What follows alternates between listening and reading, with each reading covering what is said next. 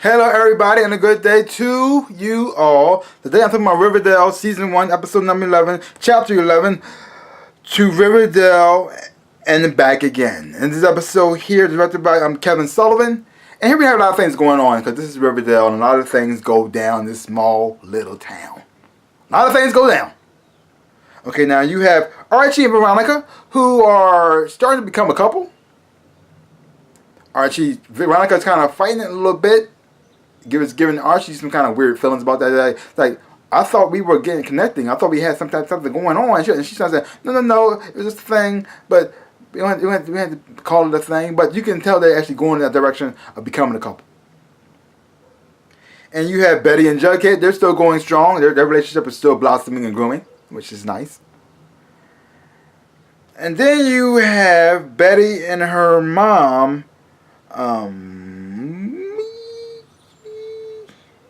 Alice, who's working at the school newspaper now, which I don't know how that happened.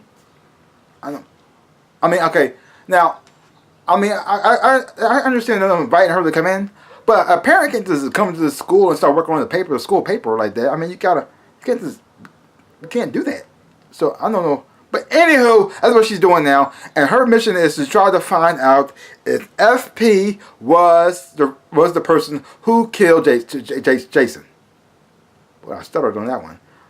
See, FP killed Jason, but she wants Betty to help investigate it. And Betty says, no, I'm not doing it. Okay, I'm not going to spy my boyfriend, and then use him to try to get inside FP's house. And I'm not doing it. So no, I'm out.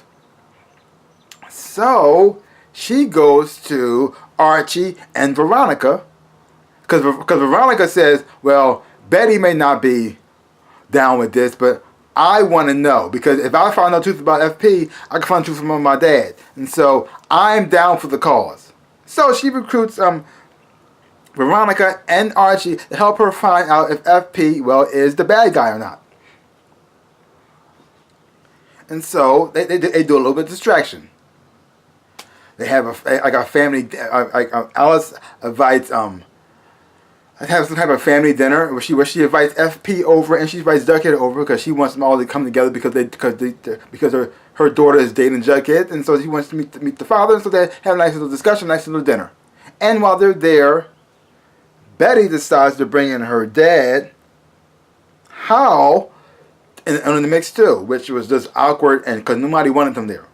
Nobody wanted them there at all. No one. Only person who wanted them there was Betty, and that did not work out well. So while they're having their little party, you're gonna have Archie and Veronica working together to investigate and find out FP's place, to find out if he has any type of evidence or signs that he connected to Veronica's dad, and if he's responsible for Jason and Todd being murdered. And then later on, everybody worrying about the whole homecoming dance and party. But even now let's move on to the grown-ups. Now you have Fred Andrews. His wife comes back. Mary Andrews, which is played by Molly Ringwald, and she's acting like nothing has passed.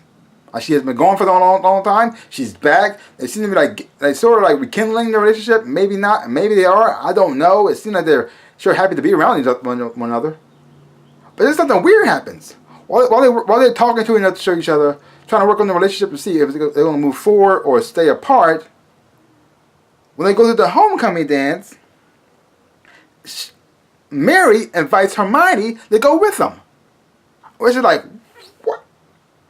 I didn't see that coming. Okay. So it's pretty much Fred Andrews is the Archie of his day. And you have Mary and Hermione on the Betty and Veronica. Yeah. Only difference is Fred ended up with Betty, but it didn't work out. And then you have Hermione sort of pining after him, but nothing's happening there because, well, she kind of screwed him over on that front. So therefore, he doesn't really trust her anymore. So now he's sort of moving back to his wife, because they never got divorced. But you don't quite know for sure if they're going to be a couple again or not. But one thing you do know for sure Mary didn't come back for a reason. She didn't come back for no reason. And I'm not so sure she came back for the relationship being with Fred. She really came back for Archie. And because she's trying to get him to come back home with her to Chicago. And Archie like this, what? But I'm starting things now. And I have friends here. And I don't know nobody in Chicago. And he says, well, just think about it, okay? Just think about it. Or we just leave your dad and let's go back to Chicago. I says, wow, that's really messed up. I kind of wanted to get back together, but I'm not so sure I was root for that now. Like, oh, crap. So you got to, and then, now here's something that's interesting. Now, you have Polly, who's been living with the Blossoms, who are pretty much pure evil. And she's trying to get information about them so she can give it back, report it back to her mom. So far, she hasn't really found anything because every time she's trying to look around, they keep stopping her and making sure she doesn't see anything she's not supposed to see. But there's something interesting I saw that was weird. I don't understand why this is happening, but it's the thing. Now you have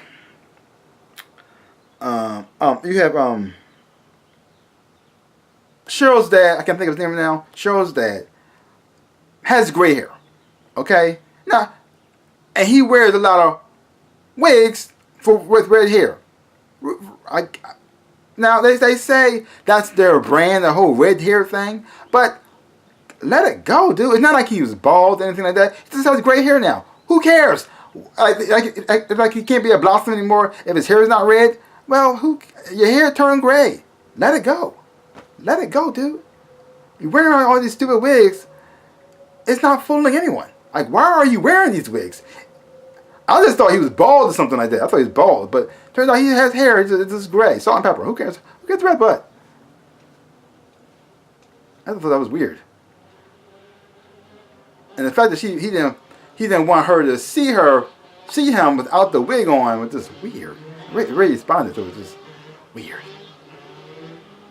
But probably while she's in the house and investigating, she also found out that Cheryl may not be quite on her side. No, not at all.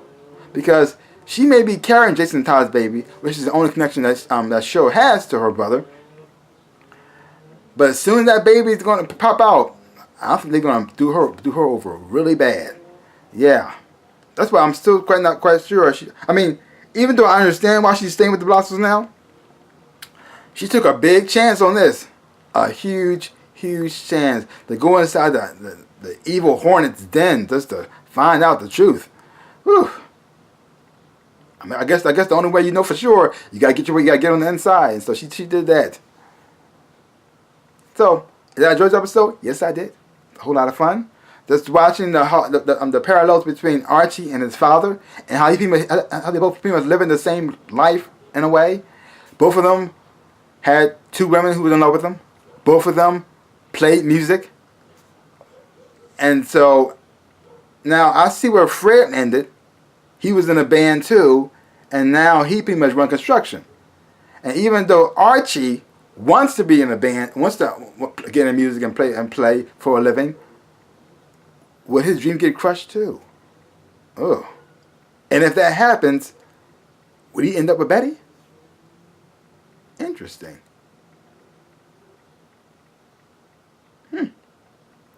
Or maybe not. It could go a totally different direction. Who knows? So, leave your comments down below. Let me know what you thought about this episode of Riverdale.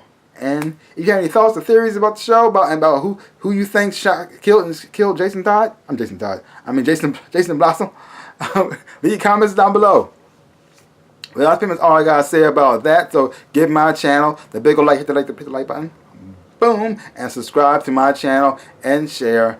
I would appreciate it. Like I always say, my dreams in real life. I am the NinjaRabbit. Peace out, peoples.